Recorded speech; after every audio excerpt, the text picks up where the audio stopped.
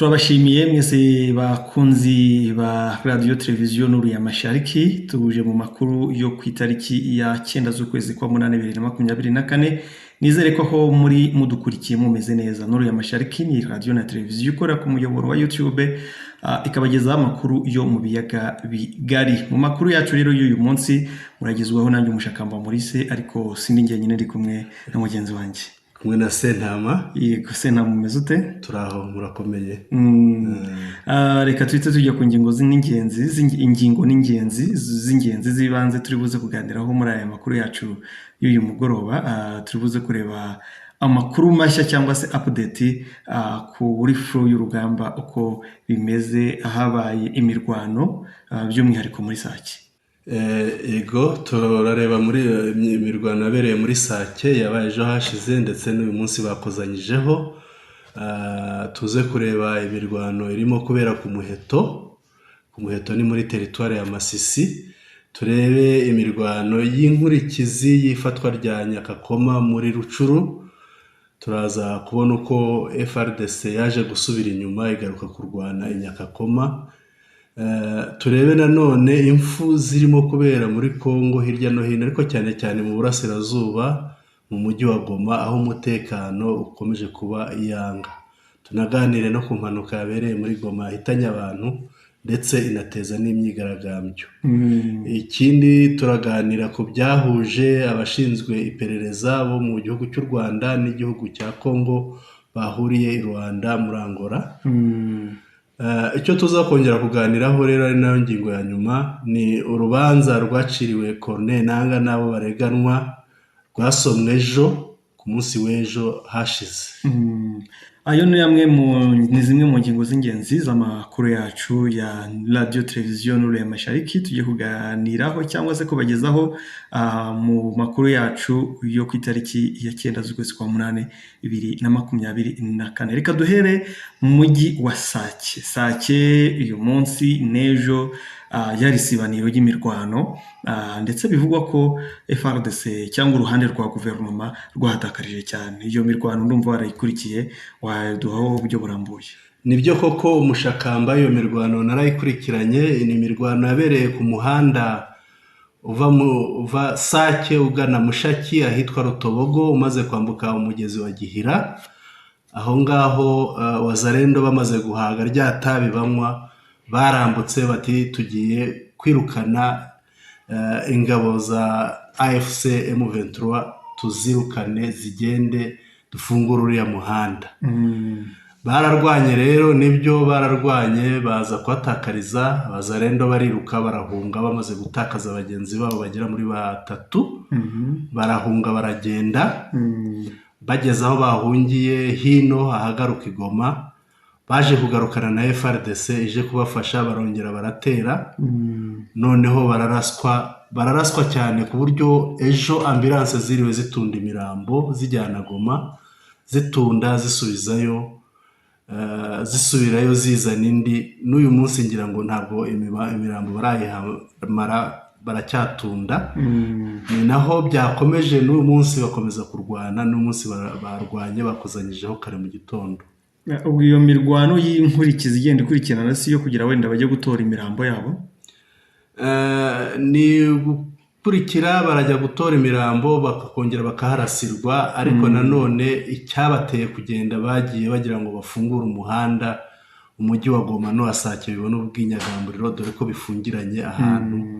Ntabwo urujya n'uruza rwarahagaze kuko ntabwo mu nkengero za Sake hose harafashwe. Kongera kugaruka gutera M23 nk'uko twari tubivuze, wenda harimo no kuza gutora imirambo, ariko se ku rundi ruhande nta n'uzirimo, bari kugaruka gutera M23, hari undi musada bazanye cyangwa n'izambaraga zatsinzwe ziri kuba zigarutse? Babanza bwa mbere gutera, barateye hatera Abazalendo, bakubiswe inshuro, bagarukanye n'imbaraga zindi zibatiza umurindi za FRDC. Yego, barakubitanwa bombi. Ubwo rero nabo ngabo barwanaga, nta bandi binjiyemo. Nta musada wa Sadeke cyangwa abandi? Sadeke ntayo numvisemo, abo numvisemo ni Abarundi. sadeke yo ibiri inyuma dore ko aho ikubitiwe hakagira n'abafatwa n'ingabo za AFC M23 ntabwo wongeye kujya ku murongo w'urugamba, basigara inyuma barasa imbunda za muzinga, zimwe zirasa kure. Yego. Reka noneho tuhite turebera hamwe nanone, biravugwa ko nyuma y'iyi mirwano haje kuraswa bamwe mu bamotari nk'inkurikizi y'iyi mirwano ya Sake cyangwa yo gutsindwa kwa FARDC. Nibyo, bamaze gukubitwa inshuro basubiye inyuma, Wazalendo na FARDC bahuye n'abamotari babarasaho, barasa abamotari hapfamo 2, n'amazina n'amafoto y'abapfuye turayafite, ngo harimo umwe ukomoka ahitwa Ingungu ni muri Masisi ariko mu gice cy'amajyepfo. Yego. Bakomeretsa bapfiriye aho ngaho abamotari 2, ariko byabaye nko kwihimura ku bamotari, no kumarira umujinya ku bamotari kuko bari bamaze gutsindwa urugamba bari bashoje. Reka tuve Sake noneho tujye Muheto bimeze bite ko ari igice kisa nkaho kitari giheruka kumvikanamo cyangwa kuvugwamo imirwano? Muheto ku batahazi twagira ngo tuhabarangire. Iyo unyuze umuhanda Sake Kimoka ukagera Kabati ugakomeza hariya Kirorerwa, epfo mu mubando hari wa Nyamitabo, uva Nyamitabo umanuka Nyakariba, hari abantu wenda batwumva batuye Nyakariba nk'aho bita muri Kanoro. Yego. Hari abatuye ahitwa Kanyatsi, cyane cyane Abadventiste nibo bari bahiganje. Noneho ukomeza utyo ku nkombe y'umugezi, n'umugezi muto witwa Muhongozi, ukamanuka rero icyo kibaya cyose niho hepfo ya Nyakariba hari Muheto. Muheto rero ni ahantu, ni mu ihuriro z'inzuzi ebyiri, ni uwo mugezi wa Muhongozi, munsi ya Muheto uhahurira n'umugezi munini wa Rushoga uturuka ruguru ahitwa Rushoga nyine hagana Ingungu, noneho bikaba umugezi munini cyane. Aha rero harimo kubera imirwano kuko FARDC ejo yashushubikanijwe ahantu ruguru ya Muheto ahitwa Ibuku ni Rucyo, barabamanura babambutsa umugezi, noneho bakomeza barasana imizinga kuko FARDC na Wazalendo bari bamaze kwambuka uruzi rwa Rushoga. AFC M23 iri hakuno, abandi bari hakurya. Ntabuciye mu uvuga aho Ibuku niho hasanzwe hari ibirindiro bya M23? Ibirindiro bya M23 hariya yari hafashe vuba. Yego. Yari hafashe vuba, yarahafashe, noneho baza kuyihatera, bayihateye ejo nibwo barwanye, noneho barabamanura babambutsa uruzi rwa Rushoga. Ubwo barimo bararasana, bamwe bari hakurya abandi bari hakuno. Ni ukuvuga ko Muheto itari mu maboko ya M23?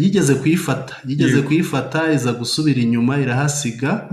Ihasize bariya bahaza babonye ko nta mbaraga za M23 zigihari kugira ngo ziharinda, kuko bari basubiye inyuma. Noneho rero baza kuhafata, kuhisubiza ariko batarwanye kuko abandi bari basubiye. Ubwo ni ukuhagaruka. Ubwo rero ngira ngo indi mirwano ni imirwano yakurikiye ifatwa rya Nyakakoma muri Rucuru. Nyakakoma murabizi ko yafashwe imaze gufatwa, yubatse ku nkombe y'ikiyaga cya Edouard. FARDC yaje kugaruka iciye mu mazi n'amato, baza gutera. AFC M23 yifashishije imbunda za muzinga, ibarasira mu mazi kugeza ubwo bahunze, irabahashya, ntabwo bongeye kugaruka. Ngira ngo wenda byagize nuza twavuga inkurikizi yo kuba wenda barahashyijwe bakagenda, ariko ikigaragara AFC M23 niba itarubaka urwego rwo gukontorora amazi byanga bikunda, bazongera barasweho. Usibye ko n'ubundi muri ayo makuru, n'ubundi muri ibyo bitero M23 yafashe ubwato, sinzi niba wenda bari ku rwego rwo kuba batangira gukoresha nabo ubwato bafite marine yihagazeho. Nibyo, icyo gihe haje ubwato 3 bwa FARDC. AFC M23 iza kurasa ubwato 2 burangirika. Birumvikana harimo n'abapfuye ku ruhande rwa FARDC. Noneho ubundi bwato bumwe iza kubufata. Ubwo birayibera amahirwe yo kugira ngo nayo itangire itoze ishami rya marine, kuko yabonye n'ubwato ntishobora kuzabona n'ubundi, noneho nayo itangire icunga ayo mazi neza ikoresha ubwato. ngira ngo muri Nyagakoma ntabwo tuhatinda, ahubwo twinjire mu mujyi wa Goma, aho hashize iminsi habayeho imyigaragambyo y'urubyiruko rwigaragambiriza umutekano muke n'impfu z'abantu za buri munsi, ariko ubu iyo myigaragambyo nta kintu yahinduye, n'ubundi buracya umuntu agapfa, bukira umuntu agapfa, ndetse na nijoro hari amasasu. Iri joro ryakeye saa sita z'ijoro havuze amasasu menshi cyane muri Goma. Ni ibisanzwe muri Goma, simvuga ngo barabimenyereye, ariko ni ibintu bibaho cyane. Iyo bitabaye ahubwo bibatera kwibaza, baravuga bati aka gahenge katurutse he. Habayeho rero amasasu, hari abayarasa bajya kwiba, hari abayarasa hari abo bateze bashaka kwambura cyangwa bashaka kugirira nabi, dore ko nta joro rikikera muri Goma hadapfuye abantu, kugira ngo n'ubushize mu makuru yacu aheruka twarabivuze. Ibyo rero byakurikiwe n'imyigaragambyo, ariko nanone byaje gukomera kuri iki gicamunsi muri Goma. Imodoka ya gisirikare ya FARDC yaturukaga kuri rompwe, ihuriro ry'umuhanda ryitwa Senyeresi, abazi Goma ubu barahabona, yerekeza ahitwa Gatindo hari Instigo ni Institut de Goma, ishuri rya segondere rya Goma, ryegeranye n'icyo bita ikigo cya gisirikare bita Katindo. Noneho imodoka yerekezaga aho ngaho, yagonze abamotari batatu, haza gupfamo abantu babiri, abamotari babiri barapfa. Abamotari rero bagenzi babo bigaragambije, baheka imirambo yabo bapfuye ku ngobyi, barigaragambya bamanuka berekeza ku biro bya guverineri wa Kivu y'Amajyaruguru, bigaragambya bavuga ko badashobora kwihanganira gukomeza gupfa bazira akarengane, cyane ko iyo modoka yabagonze yarangiza ikikomereza ikiruka ikagenda. Wenda abantu ntibitiranye izi mpfu z'abamotari bagonzwe n'imodoka n'aba twavuze bishwe na za Wazalendo na FARDC zimaze gutsindwa na M23 Sake. Ibi biratandukanye, kuko abo bishwe na Wazalendo byabaye ejo hashize ku itariki ya 8 y'uku kwezi. Bibera Sake. Naho aba bapfuye uyu munsi, abangaba babiri bazize impanuka ariko yatejwe n'imodoka ya gisirikare, imodoka ya FARDC. Ni nabyo byavuyemo imyigaragambyo y'abamotari bigaragambirizaga bagenzi babo bari bamaze kugwa mu mpanuka. Bigaragambya rero bagana ku biro bya guverineri wa Kivu y'Amajyaruguru. Muzi ko iriya ntara iyoborwa n'umusirikare, ni General Chirumwami Peter. Hari ushobora kumva ko iyi mpanuka y'imodoka ya gisirikare yaba yatewe wenda no guhahamuka, cyangwa se inkuru mbi bamwe mu basirikare cyangwa umwe mu basirikare bari batwaye ashobora kuba yakiriye, cyangwa mu byo yabonye abona imirambo myinshi, abona uburyo bari gutsindwa, bikaba byatuma abura controle mu muhanda akaba yagonga. Wowe urabyumva ute? Uko ni ukuri koko, amaze kubona bagenzi be baguye ku rugamba byamuteye guhungabana, atwara imodoka noneho atabasha no kwigenzura. Ni ibibazo yari afite agenda yibaza, biza gutuma biteza impanuka. Urabona aka kajagari ko mu mujyi wa Goma n'ibindi, urabona bizatanga ndaza kubyita nk'ingaruka muri mujyi wa Goma, ariko nanone bishobora kuba byazaha amahirwe M23 yifuza kuzahafata, nubwo uyu munsi utamenya ngo izahafata ryari.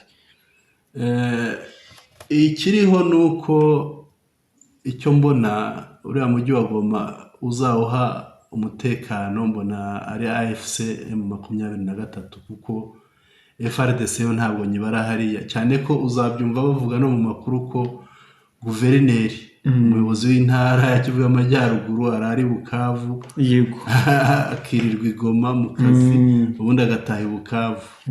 Ibi rero birakwereka ko n'ubundi nubwo bakiri muri Goma bahari badahari, cyane ko hari byinshi bahungishije, byaba ibikoresho byaba n'iki. Ibi rero gufata Goma mbona ifatwa ryayo riri hafi kuko nta bw'inyagamburiro ni ahantu harafunze. Ugiye gufata mu gice kigana Kibumba uzi ko hafunze, hariya ku kibaya cya Kibumba ntibaharenga. Umuhanda wundi bafite ni umuhanda ujya za Kicanga unyuze mu Isake, aho naho ntibarenga mu Isake. Undi muhanda bafite binyagamburira bakagombye kwinyagamburiramo n'ujya muri Kivu y'Amajyepfo, nawe urafunze za Bweramana. Noneho inzira binyagamburiramo n'iy'amazi n'iyo mu kirere, aho niho bagishobora gutarabukira, ariko ahandi hose harafunze. Mu kirere ho ntihakizewe kubera GPS zahuye n'ibitero zavangiwe. Buri gihe iyo umuntu yumvise aka kajagari cyangwa ubwicanyi bubera mu mujyi wa Goma, ahita atekereza za ngabo za SADC, za MONUSCO n'izindi ngabo nyinshi zaharunzwe, ukibaza ko zaje zihari ngo zirinde umujyi wa Goma, zirinde ko M23 yakinjiramo, ariko n'ubundi m'imbere hakaba umutekano muke. Wowe ubibona ute? Ubu bihiye sura? Ngira ngo ni ikibazo cyaturutse ku mitekerereze n'imikorere ya leta ya Kinshasa. Harimo ingabo nyinshi muri uriya mujyi, harimo ibihumbi biri muri za 100, cyane n'ababaraga za 50 kuzamura. Hariya harimo abantu b'abasivile bahawe intwaro badatojwe.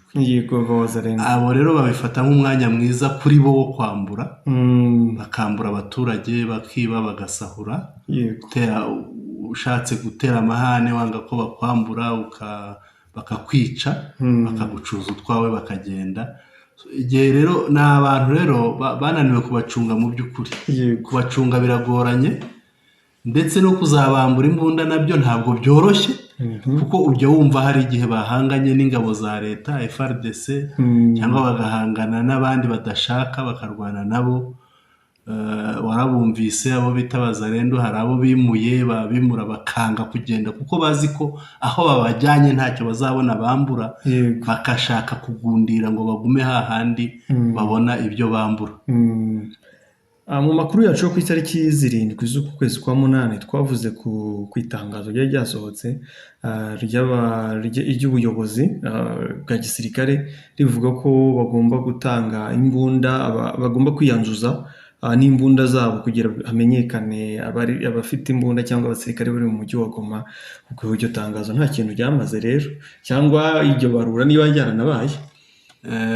Iyo riba tuba twararimenye kuko turakurikirana, ariko mpamya ko nta ryabaye.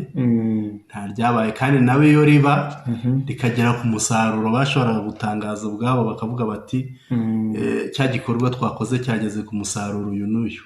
Kuva rero tutarabyumva, tutaranabibona, tucyumva na za mbunda ibyahozeho, umutekano wari wifashe na mbere niko bimeze, ibyo bisobanura ko bitigeze biba, byaba byaranabaye nta musaruro byatanze. Ubundi se intego yari iratangazo rishobora kuzatanga umusaruro? Ntawo mbona. Reka tukomeze n'andi makuru noneho. Hari ibiganiro byabaye kuwa 3 no kuwa 4, ubwo ni ku munsi ku itariki ya 7 n'itariki ya 8 i Rwanda, byahuje inzego z'iperereza z'u Rwanda ndetse n'iza Repubulika ya Demokarasi ya Kongo, bagamije gusenya cyangwa kwigira hamwe uko bagomba gusenya FDLR. Wowe urabibona ute biriya biganiro? Noneho tunahuje n'ijambo rya nyakubahwa Perezida Tshisekedi wa Repubulika ya Demokarasi ya Kongo ryabanjirije ibi biganiro, risa nkaho ryanatesheje agaciro ibiganiro bya Rwanda, kandi ibino biganiro nabyo biri mu musaruro cyangwa mu nkurikizi ya bya biganiro bya Rwanda. Icyo mbibona ni uko ibi biganiro harimo ababifitemo ubushake, ariko hari n'uruhande rutabifitemo ubushake. Kongo niba yohereje abashinzwe iperereza mu biganiro nk'ibi, nyuma umuyobozi w'ikirenga nk'uriya uyobora igihugu agakurikizaho amagambo ameze kuriya, bigaragaza ko ubushake ku ruhande rwe nta buhari, kandi bishobora kubangamira ibiganiro nk'ibi niyo byanaba ntibigere ku musaruro nyawo. Ibi bikagaragaza ko ikindi bigaragaza nuko ashobora kubangamira ibi biganiro ntibigere ku ntego nyayo byari bigamije. Ubundi se urabona ko Kongo ishobora kuzatera intambwe yo gushaka gusenya FDLR? Jye simbibona bizayigora. Bafite ubushake byashoboka, ariko byagorana. kubera iki? Bamera nka cya gisiga cy'urwara rurerure. Kuko iyo urebye usanga FDLR yacengeye mu nzego z'ubuyobozi bwabo bwa gisivile n'ubwa gisirikare muri Kongo. Yego.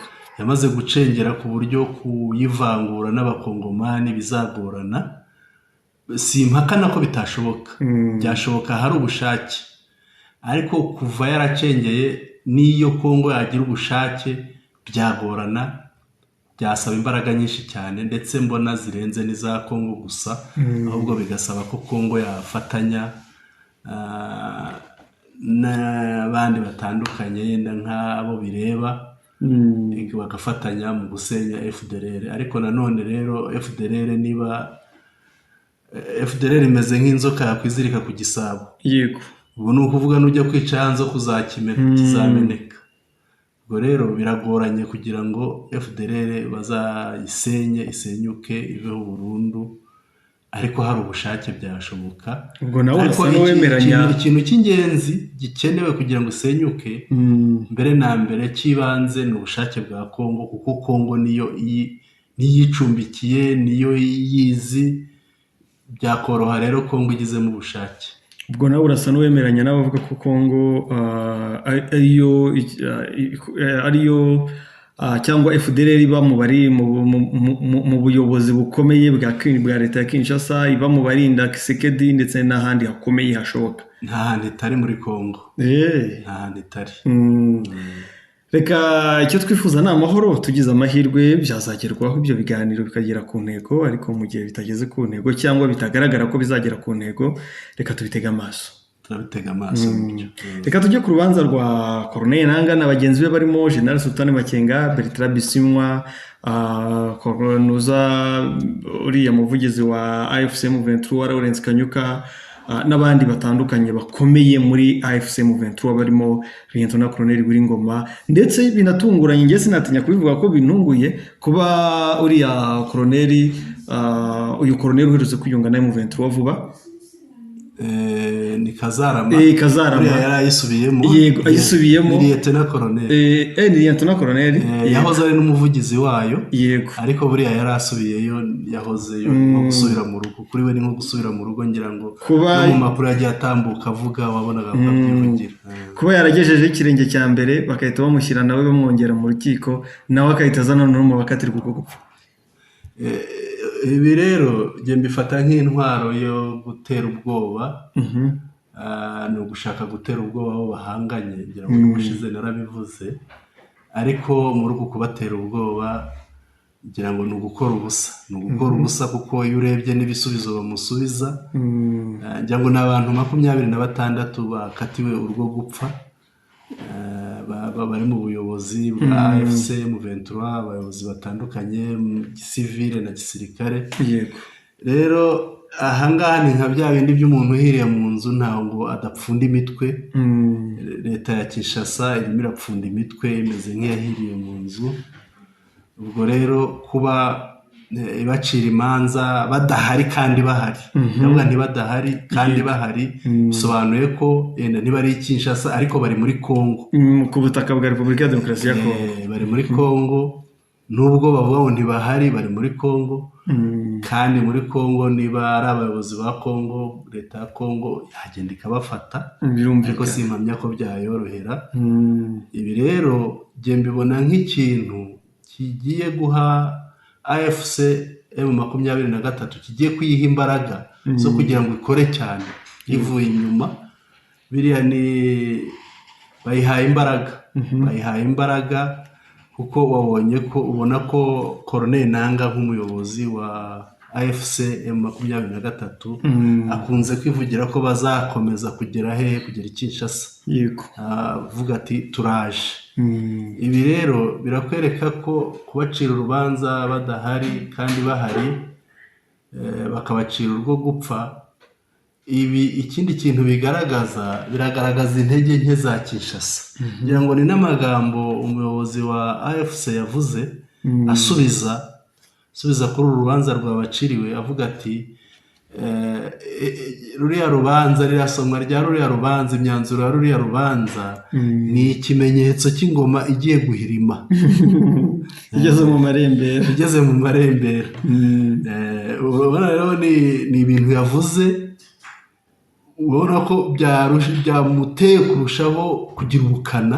Arasubiza, kandi uko asubiza buriya ni nako no mu mbaraga za gisirikare basubiza, kugira ngo umaze iminsi ubona uburyo babashushubikana mu cyumweru kimwe bamaze gufata ahantu henshi cyane. Yego. Kuri wowe n'ubundi uru rubanza n'uyu mwanzuro w'urubanza nabonye bashyizeho iminsi 5 yo kujurira.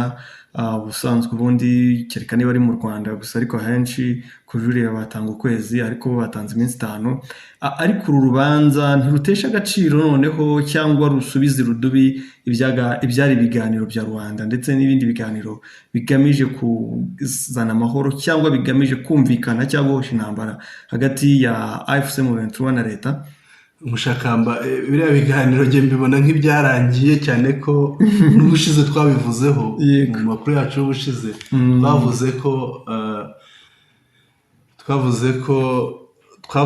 tuvuga ku ijambo rya Perezida Felix Tshisekedi, aho yavuze ko akiri perezida wa Kongo nta na rimwe azigera aganira na M23, kandi yivuze M23 ni AFC.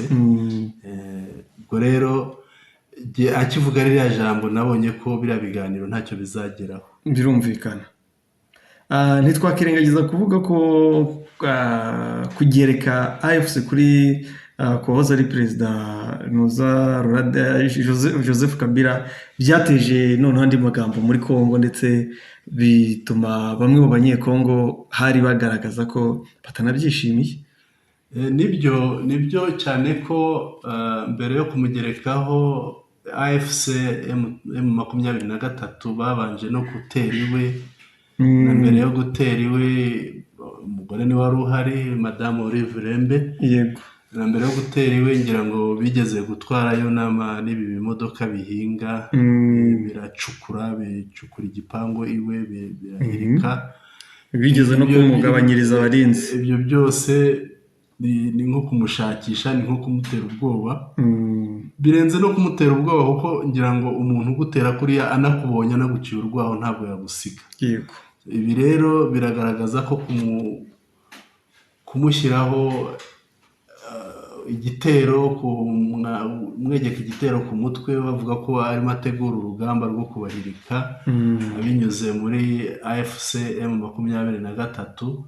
Ni uburyo bwo kumuhashya, cyane ko hakunze kuvugwa ko ashaka kuzagaruka ku butegetsi, noneho bakamugirira ubwoba, bamugirira ubwoba bwa buri gihe, banikanga ko isaha n'isaha ashobora yenda kuba yahirika ubutegetsi akoresheje abantu babanye, dore ko yanabayoboye, ni n'umusirikare, cyangwa se ashobora kubinyuza mu bandi bantu akabasunika ubutegetsi bakaba babuhirika, bagahora bamwikanga buri gihe. Ubundi se turebye en general, ubundi cyangwa muri rusange, ubundi habayeho guhangana kwa Tshisekedi na Kabila, ubundi Tshisekedi yafishaho. Ndibaza ko ntabwo ari Kabila yarebye gusa, ndagira ngo nkwereke uburyo yabanje kugenda amuca intege. Hari abasirikare yabonaga avuga ati bariya ni abantu be, reka mbanze mbavaneho. Hari abo bita ngo kugira umuntu dispo, umusirikare iyo bamugize dispo aba ari aho nta nshingano afite, afite iryo zina rya gisirikare ariko nta nshingano afite, nta cyemezo ashobora gufata mu rwego runaka. Hari benshi rero, ngira ngo hari abagera muri 4, hari General Mundosi, ni benshi John Numbi uriya wahunze, hari n'abandi, hari n'abagifunze, harimo umwe wigera ni na mubyara wa Kabila, umwe wigera gufata Kitona, nuko sinzi aho byahereye, ntabwo byakomeje. Hari wari wafashe Kitona, ikigo cya Kitona cyose, ni mubyara wa Kabila kuko n'umwana wa nyirasenge wa Kabila. Sinzi aho byahereye ibyibye, ariko bariya bose burya yabamereraga nabi, atari bashaka kugera kuri Kabila, kuko yavugaga ati bariya n'abantu be, n'amaboko ye, yagira ngo amumareho amaboko noneho amuca intege amwishisha ko ejo bundi ashobora kumuhirika akaba yasubira ku butegetsi, cyane ko kugeza uyu munsi nta muntu uremera ngo ahamye ko Kabila atazagaruka ku butegetsi muri Kongo, bahora bamwikanga. Kumwikanga gutyo rero bitera Tshisekedi ubwoba, bigatuma amurwanya mu buryo ubwo ari bwo bwose, ku buryo ahubwo sinzi impamvu atamushyize muri bariya abantu bacirwa imanza. Njye nahoze mbyibaza niba avuga ngo AFC M23 ni Kabila, kuki Kabila we batamuciriye urubanza? Ntabwo mwibukije, ariko ndabyibaza, ngasangamo kwivuguruza kwa leta ya Kinshasa. Baba baragonzwe n'itegeko nshinga kuko ari senateri w'ibihe byose, ariko bashobora kumuvanaho ububasha bamwambuye ubudahangarwa. Ubudahangarwa bumaze kumuvanwaho, bamwambuye ubudahangarwa, nta zindi nzitizi ziba zigihari, aho bashobora kumukoresha icyo bashatse, bakamucira urubanza cyangwa bakagira bati. Hari n'abavuga ko iyi leta iterwa ubwoba na siranse ye no guceceka cyane kuko ni umugabo ukorera mu ibanga, ntumenye ibyo atekereza, ureba ibyo bakoze byose, bahinze iwe n'imashini ntiyavuze, batera iwe ntiyavuze, bamureze kuba ari we AFC M23 ntavuze, aracecetse. Noneho bakavuga bati uriya muntu acecekanye iki? Bagahora rero bamwikanga, bakamubonamo ishusho y'umuntu utegura ikintu kigambiriye kuba cyahirika iriya leta iriho ya Kinshasa. Byiza cyane rero, yo ni amakuru yacu ya radiyo televiziyo Nuru ya Mashariki, cyangwa se urumuri rw'uburasirazuba. Yego, urumuri rw'uburasirazuba. Ndagira ngo mfashe mbere y'uko dusoza ubibutse intego zacu, ubundi cyangwa intego za televiziyo radiyo yacu, ubundi tuze gusoza amakuru yacu tubonera kubashimira n'ubundi. Intego za radiyo televiziyo Nuru ya Mashariki ni ugutangaza amakuru no gutanga ibiganiro bijyanye n'aka karere k'uburasirazuba bwa Afurika ndetse n'ibiyaga bigari, hamwe no gusesengura amakuru, gutanga ibiganiro bigamije guhembera amahoro muri aka karere. Ikindi kiyongeraho ni uko ibiganiro, amakuru byacu byose bizajya bitambutswa mu ndimi ebyiri, Igifaransa n'Ikinyarwanda.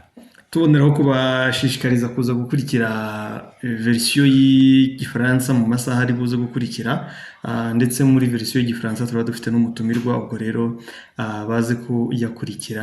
Hagati aho ndagushimiye, ariko mbere ya byose nshimiye abadukurikira bamaze gukora subscribe, ndetse n'abandi bakomeje gukurikira televiziyo radiyo Nuru ya Mashariki, by'umwihariko bamaze kuyigira televiziyo yabo. Murakoze cyane, kandi n'abadukurikira bose turabashimiye, tunabashishikariza kurushaho gukomeza kudukurikira, tunabashimira kandi ngira ngo twabonye ubushize mu makuru yatambutse ubushize, hari abatwandikiye badushimira, baduha n'inama zitwubaka. Turabashimira kuri izo nama, burya umuntu ukubwiye ijambo ryiza bakugabiye. Yego, uwabaye dukurikiye bwa mbere turamusaba gukora subscribe, byaba akarusho agakora share kugira ngo n'abandi bamenye amakuru yacu. Reka tubishyire wenda mu ndimi ziborohera. Gukora subscribe ni iyo wageze kuri umuyoboro wacu, hari ahanditse subscribe ni ururimi rw'Icyongereza, ni ukuvuga ni urahakanda, noneho iyo uhakanze ibiganiro byacu igisohotse gihita kikugeraho, wowe uhita ubibona ko gisohotse utarindiriye kuza kugishakisha. Ikindi ni ugukora like ni urutoki rw'urukumwe rureba hejuru, ugakanda. Iyo uhakanze bigaragara ko ubyemeye, ubikunze, ni ugukunda umuyoboro wacu. Ikindi ni no kureba ugakurikira amakuru yacu, ukayatangira ukayarangiza, warangiza ukayasangiza abandi, ahanditse share. Murakoze cyane. Ubwo mu Gifaransa ni abone na partage. Ni abone, aimer, partager. Yego. Na souscrire. Souscrire ni subscribe. Subscribe ni souscrire. Ariko YouTube nabonye ikunda gutanga yitwa abone. kuko n'ubundi ni ukuyabonesha. iyo ukanze abone kandi tubibutse hari ushobora kuyikanda ejo akongera akayikanda, iyo uyikanze bwa kabiri uba uvuyemo, yego uyikanda rimwe ntabwo wongera. reka ngushimire, yari amakuru yacu yo ku itariki ya 9 z'ukwezi kwa munani 2024. Genda Umushakamba ari kumwe nawe Sentama, Imana iguhe umugisha tuwusangire. yego.